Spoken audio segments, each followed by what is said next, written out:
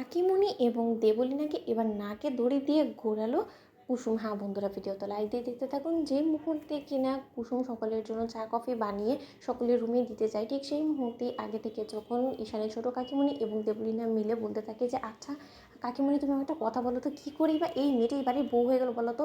আর মূল সময়টার মধ্যে আয়ুষ কোথা থেকে চলে এলো বলো তো। আয়ুষ আমাদের প্ল্যানের মধ্যে ছিল না। আর ওই সঞ্জয়টাকেও বলতে হবে, বারবার করে ওকে সাবধান করার শর্ত হচ্ছে কেন এরকম একটা বোকামি করলো বলো তো।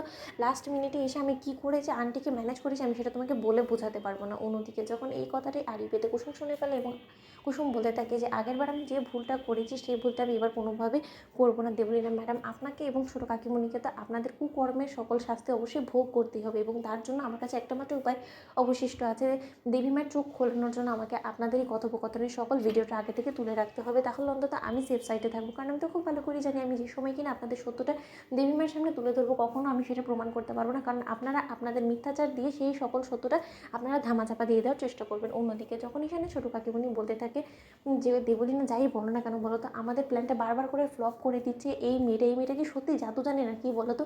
যেখানে কিনা আমরা এত দিন এত কষ্ট করে দুজনে মিলে অবশেষে সঞ্জয়কে এতগুলো টাকা দিয়ে জোগাড় করে আনলাম, এটা বলে যে সঞ্জয় হয়তো কোনো মতে ওকে দুবাই নিয়ে চলে যেতে পারবে এবং এতে করে সঞ্জয়েরও কাজ হয়ে যাবে, আমাদেরও কাজ হয়ে যাবে। দেখো সঞ্জয় আমাদেরকে কী বলেছিল যে ওর ওয়াইফের গাধার খাটুনি খাটার জন্য একটা কাজের মেয়ের প্রয়োজন এবং সেটা পার্মানেন্ট হতে হবে। এবং সেই সুবাদে কিন্তু আমরা সঞ্জয়কে অফার করেছিলাম যে এদিকে যেহেতু কুসুমের ওই বুড়ো বাবাটা কুসুমকে বিয়ে দেওয়ার জন্য এতটা উঠে পড়ে লেগেছে, তাহলে বরঞ্চ সেই সুযোগটাকে কাজে লাগিয়ে তুমি ওকে বিয়ে করে নিয়ে এখান থেকে চলে যাও। কিন্তু ওই লোকটা কী করলো, আমাদের কোনো প্ল্যান অনুযায়ী তো কাজ করতেই পারলো না, উল্টো আয়ুষ এবং ঈশানের কাছে ধরা পড়ে গেল। যদি মেন টাইমটার মধ্যে যদি ওই সঞ্জয় না ধরা পড়তো তাহলে এতদিনে তো হয়তো বা কুসুম সঞ্জয়ের সঙ্গে চলে যেত, তাই না। ঠিক সেই মুহূর্তে যখন দেবলীনা বলতে থাকে যে আমার মনের মধ্যে শুধু একটা জিনিসে ভয় করছি, এই মেয়েটা কোনো মতে জাদু দেখিয়ে আবার আমাদের সকল সত্যটা বার করে ফেলবে না তো। অনেক কষ্টে কিন্তু আমি দেবলীনা আন্টিকে ম্যানেজ করছি, তুমি জানো সেদিন রেস্টুরেন্টে বসে কত কিছুই না আমাকে বলতে হয়েছে। অন্যদিকে যখন ঈশানের ছোটো কাকিমণি বলতে থাকে যে আচ্ছা দেবলীনা কোনো মতে দিদি আমার উপর আবার সন্দেহ করবে না তো। অন্যদিকে যখন